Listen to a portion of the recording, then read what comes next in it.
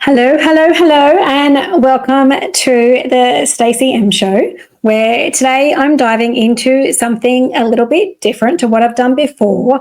And there is a word that's going to change my entire year. And I've really had a think about this, and that word is health. So, being the start of 2025, I'm sure a lot of us have gone into going, yep, this is my New Year's resolution. And I'm going to stick to it this year. It's going to be different to any other year. And the majority of resolutions have probably already failed. And that's not cool. And I guess for me, I was no different. So I'd always try and set those New Year's resolutions. They'd be the same ones from the prior year because I wouldn't have done them like that year. And they're probably like resolutions that were like 3 years old, really. And I never stuck to it. Over the past couple of years, I guess I haven't done that. The only thing I have done differently this year was that I did jump on the 12 grapes thing at midnight. It sounded super easy. Well, first of all, staying up to midnight was probably the hardest thing. I'm lucky if I see the 9 o'clock fireworks, but I did stay up to midnight and I did attempt the 12 grapes and I got to 10. So it's actually quite more difficult than what it looks like. There might be a strategy that I have to look at next year. So I did do the whole 12 grapes thing. Really, if that's a placebo effect, then awesome. My kids actually did it with me under the table as well. We have a very small table. It was very cramped, but they enjoyed it as well. So when I was doing the 12 grapes, I kind of went through everything that I'd like to accomplish this year, whether that's business, personal, health, travel, whatever. So if you tried the 12 grapes and you ate the 12 grapes, I would love to know what your tips are because, as I said, I got to 10. So I'm hoping that doesn't mean I'm going to have 10 awesome months and 2 not good months. The fact that my years really are not, something to complain about. I'm hoping that, maybe my year this year will be better than last year because I had the 10 grapes.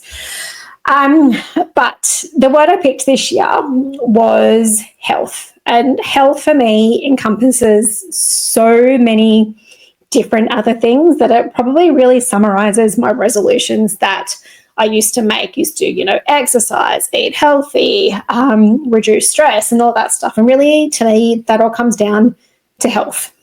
So I'm going to cover how I intend to approach that this year. And I'd love to know your tips if you have any as well, especially if it's trying to cram 12 grapes down your throat in a minute without choking, or if you have tried something different this year from a resolution perspective that you would like to share. So as I said, for me, health isn't just about eating and exercise. And sure, that's a great component of it. But I feel it goes deeper. It goes into the mental side. It goes into the emotional, how much energy we have to give things, everything. And for me, I think my health has been out of control for a while. It's better than what it was, but I feel it needs to be better. And if my health is better, then I feel everything else is going to flow from that.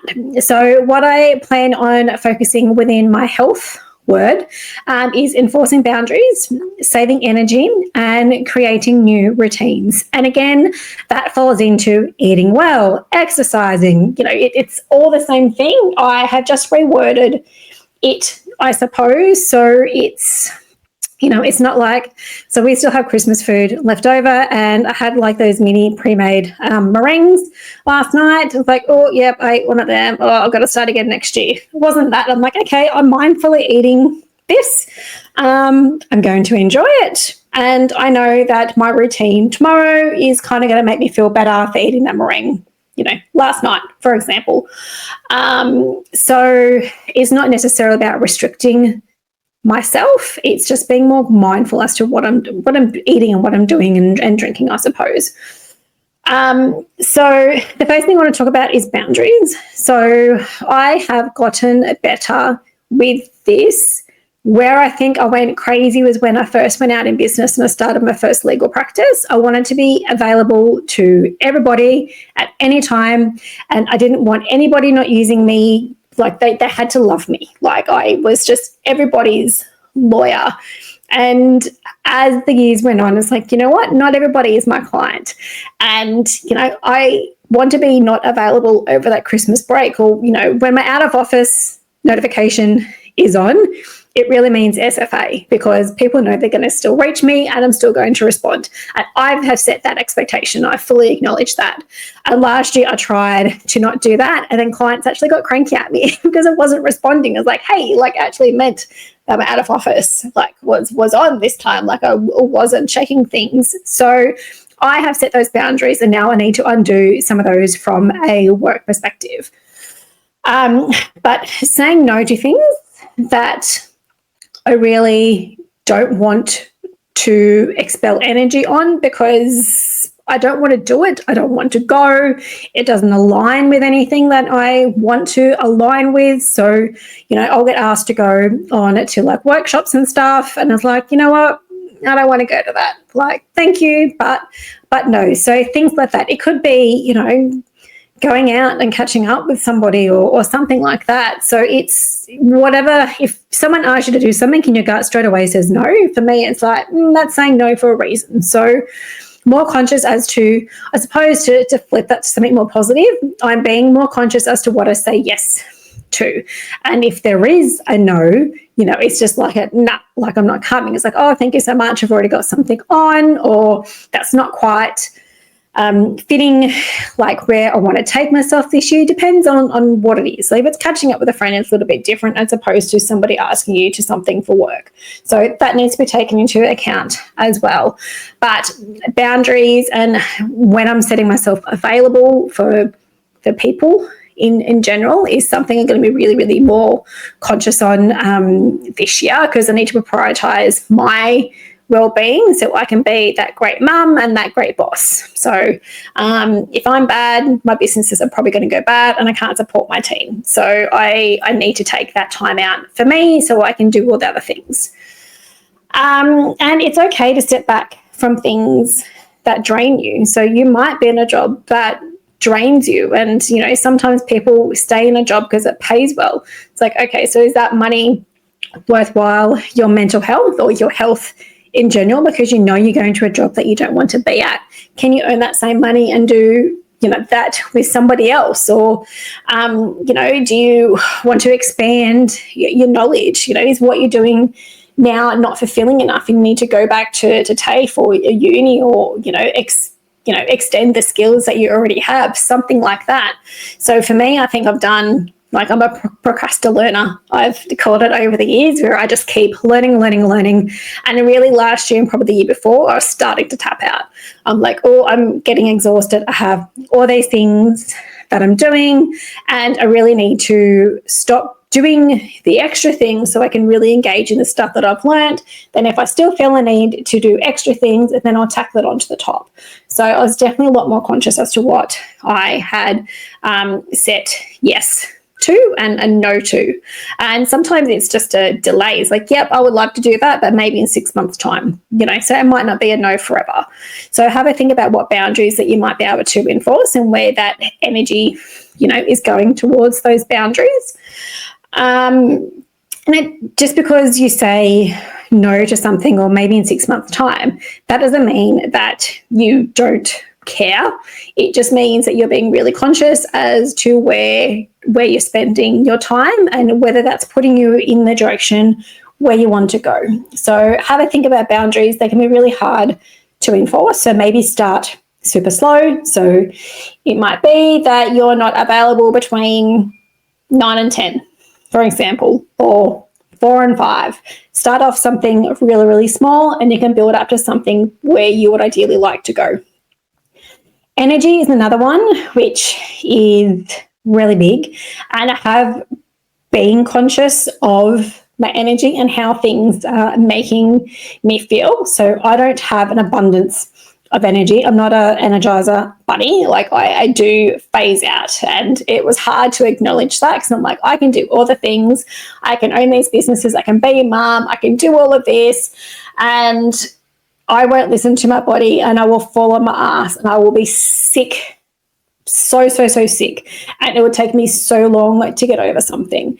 So I am not perfect. I think I went okay. I had a couple of burnouts last year. Burnout's probably the wrong word, but it was like, yep, I probably went a bit too hard. And some of them I probably expected to get sick because I was consciously doing it. Other times I wasn't so conscious. But energy for me is definitely something that is important. If something is really dragging your energy down, so if that happens at the start of your day, the energy for the rest of that day is probably going to be down. And I don't want to be starting with my energy down here every day. I want my energy to be like up here every day, because that's going to set how my day goes. And I'll let you know how I do that in the next topic that I'm going to bring up. But work out what's draining. So it could be social media. It might be a commitment that you have. You might be going to something and you really don't want to go to it. It might be just prioritizing rest and recovery. Like, we need that. We're not being selfish for doing that. We need that downtime, and if you need that permission, it's like, I give you permission to have that downtime. If you want to have that time with your family, if you want to go and do something, if you want to go and read a book, whatever it might be, I give you permission to do that. If you feel that you need permission, here is a permission to say, hey, you go do what you need to do to fill up your tank. Because I know that was something for me when I broke kind of the new routine that I had the other day, and I'll go into that in a moment. I felt really, really bad. Like, my day was just like, ugh, and wasn't like it was a bad day, but because I'd been so good with what I was doing, and I gave myself one day off, and it was crap. It took me so long to get moving. I think I was in my pajamas until 1, which, isn't a bad thing, but I just really didn't achieve anything. So I'm like, you know what? I give myself permission today to have this really lazy day, and I'm going to start again tomorrow. And that was exactly what I did. So that made me feel better. And I'm practicing mindfulness. So I've spoken about that a little bit before. There are some really easy, simple techniques that I do. Like, for example, with the cream that I've done before, I'll probably do that one the most, usually because I've got that sitting on my desk, so it's a reminder of what to do. And I guess I've also incorporated mindfulness in the new routine that I have as well, which I'll talk about in a moment. Digital detox. So I know that I'll try to not have anything digital for myself and the girls on a Sunday.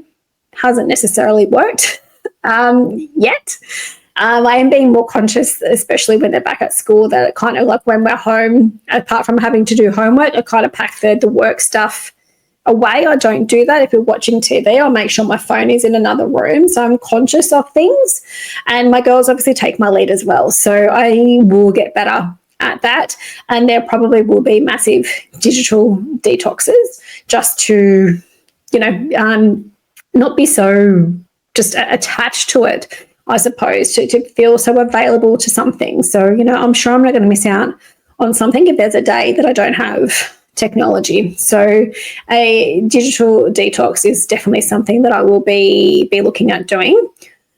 Now, the routine. So again, I've had routines, I've broken them, haven't stuck to them, but I've actually stuck to this one. And I guess it's maybe because I've personalized it and I've changed the wording. So instead of I'm going to exercise, I'm going to eat well, I'm going to do this, it's like it's all these different things that I've summed up into this word health.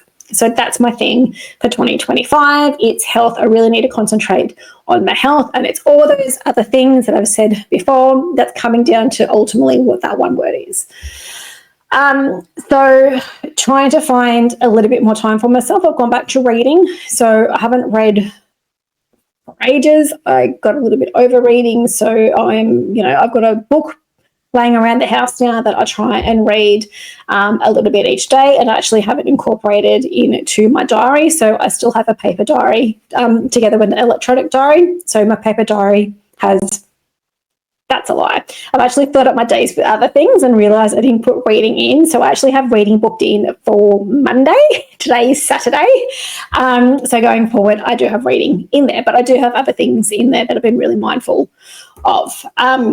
So instead of going full tilt, like planning every single day, because every single day is not the same. You may have to go to the office, it might be school holidays, the kids might have something on, somebody's sick, whatever. To me, that was unreasonable. I don't want to plan a day and then wake up the next morning and get the shits because that day isn't the same as what I planned because of, any of those events I've just mentioned before. So I have started super, super simple, and I have it on my bedside table. So far for the past few weeks, instead I've had that one day off where I kind of regretted it, but then gave myself permission to, have that day off.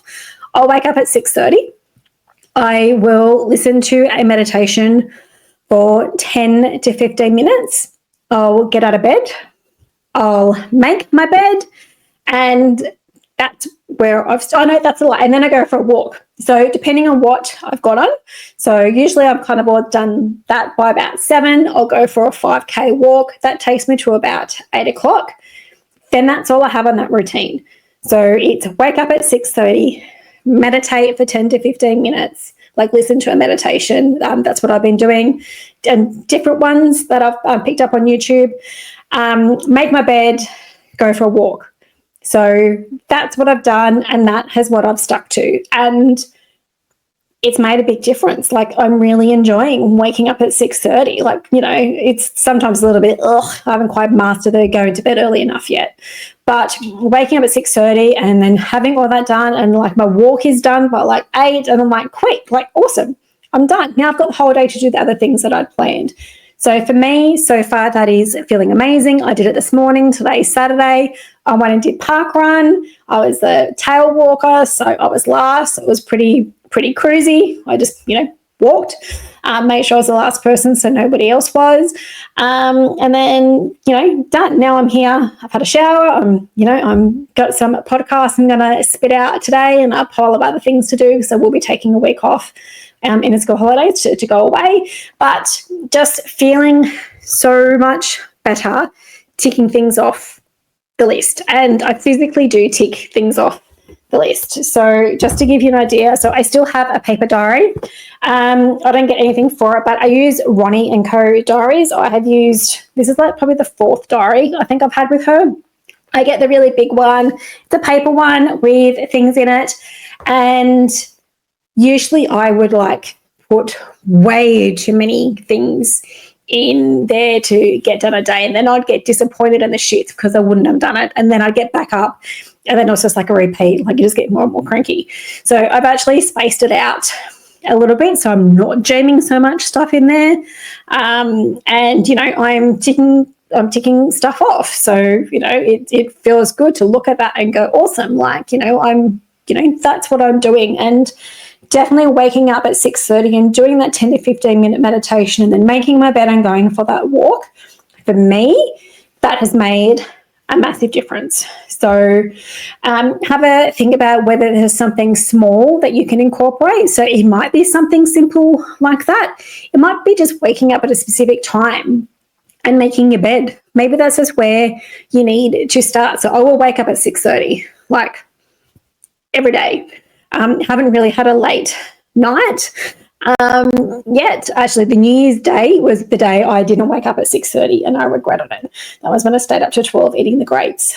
But so if a new routine is something that you want to do, start small. So now that I'm nailing that routine, there is probably something else I'll add to my list to do, but then I need to be mindful that not every day is the same. I have kids, they can get sick, they might have something on, they'll go back to school, they have excursions. I have like 4 or 5 different businesses that I have to run as well. So that's more of a guide. So the night before, what I used to do is like, cool, what do I have on? And I would kind of plan the night before. I've been getting my clothes out the night before actually as well, especially when I'm going for a walk. So that has helped because I don't have to think about things. I'm like, yep, grab, get changed, then I'm out the door. So there's probably a few extra things that I've done that I'm probably just not mindful that I'm doing. It's just I'm doing it automatically. But just start small. Stretching is something else that I've incorporated into my day, which I kind of forgot that I was doing that, especially now that I'm exercising a lot more. So like I'll do random stretches throughout the day, but just pick something that is really simple, nail that, and then add to it. So I might have to take the kids to an excursion and be at school at 6. So I might have to wake up earlier, and then I might not be getting my walk in at like 7 o'clock, but that's okay. Maybe I can schedule that walk in another time in that day. So it's things like that. It's making it flexible, but still making sure that I'm, close to as my routine as I can be on the days that I can't exactly be on my routine because of whatever. So meal prepping is something I used to do. I haven't really done that. My kids actually like cooking, so I try and plan in advance what we're eating, and like the girls will cook dinner. I don't really journal either. Journaling is something that a lot of people can do. I could incorporate it in the future. At the moment, I'm just not there with journaling. My energy isn't there to want to do it. But definitely what I've incorporated so far with that morning routine for me has just made all the difference. I feel happier. It starts my day. Like it really does. So just start small. If you have an off day, shit happens, pick back up the next day. So honestly, do not be hard on yourself.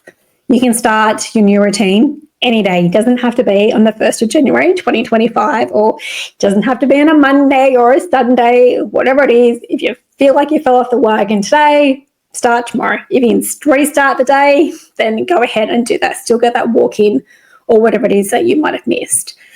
And lastly, there's always trends out there. You have cold therapy, like your ice baths and stuff. I don't think that's for me. I know that there's benefits to it, but I haven't done it. I know people that do, so you might want to consider something like that. Breath work, again, is something that I probably haven't really looked into. It's kind of there, but my energy is not enough to go, hey, let's explore this. I think there's other things that I want to do before I incorporate the breath work. The quiet mornings, I know I used to rush a lot. It's like, right, I have to wake up, I have to do this, I have to do that, and everything was just rushing. So I've definitely kind of been noticeably slower, and even when the girls were still at school, I was trying to not rush in the morning. So just trying to have those quieter mornings. Sometimes we'll put music on to kind of, wake us up or whatever. But, just maybe you can start your days instead of grabbing your phone, maybe you can just lay there and appreciate the day, or, do some gratitude, or if you want to do that journaling or whatever it is. So have a think of that. And, there's minimalist fitness that you can do as well. I used to do CrossFit. Every now and then I think about getting into CrossFit. You know what? I'm happy with my park run on a Saturday morning, and I'm happy with my 5K walk in the morning. So for where I'm at for the moment, I'm cool doing that. I used to play squash and basketball. I could do that in the future. Tennis, I thought about starting that up again. But my park run and my walk, I'm cool with that. So don't think you need to go overkill and, join a gym and then not use the gym and then waste, because you're signed into a contract for 10 months or something like that. If you're going to use that gym membership, then by all means go for it. But start small. There's definitely nothing wrong with doing that. So I guess to recap, instead of the whole New Year's resolution thing, I'm making 2025 all about health for me, which encompasses all those other things that I've mentioned before. So, maybe try, that theme instead of having that New Year's resolution. If you set a New Year's resolution and you're going, awesome, great, keep going. Like, I'm not going to tell you to change something, or if you've tried and you feel like you didn't make it, then, try again. Don't wait until the end of the year to go again. So maybe your word isn't health either. Maybe it's something different. So there's an overarching word that you can use that encompasses other things like that word health does for me. Maybe that's for you. So it's whatever feels right. It's, not what your friend is doing unless that's what you really want to do. It has to be personalized for you, and you're only probably going to succeed if that is tailored for you and you are doing it for you. You're not doing it for somebody else. So if you enjoyed this episode, please share it with someone that might need a little inspiration for 2025.